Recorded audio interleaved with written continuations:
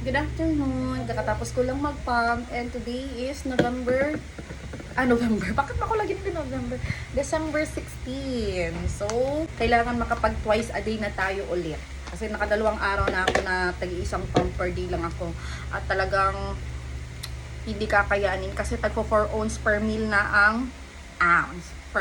ang drink ni Jem. So, konti lang yung ano natin ngayon.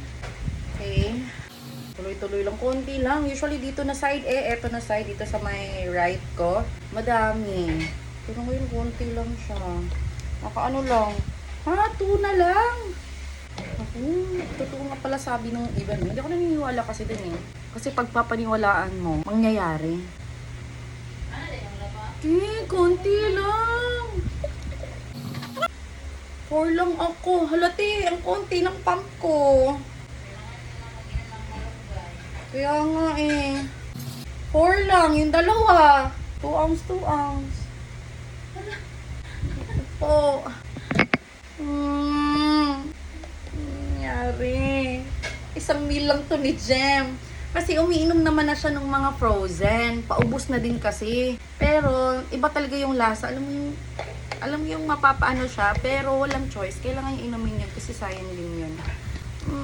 So, check natin later kung ilan yung mapapump natin. So, ngayong hapon, alauna na is 4 ounce. Good evening. Mas 9 na. Tok na po. Okay, continuation sa pump. Back to ako. Back to fresh milk ko. Fresh milk, naubusan kasi ng green. Konti lang mga pump natin. 4. Katulad lang kanina. This is fresh buko.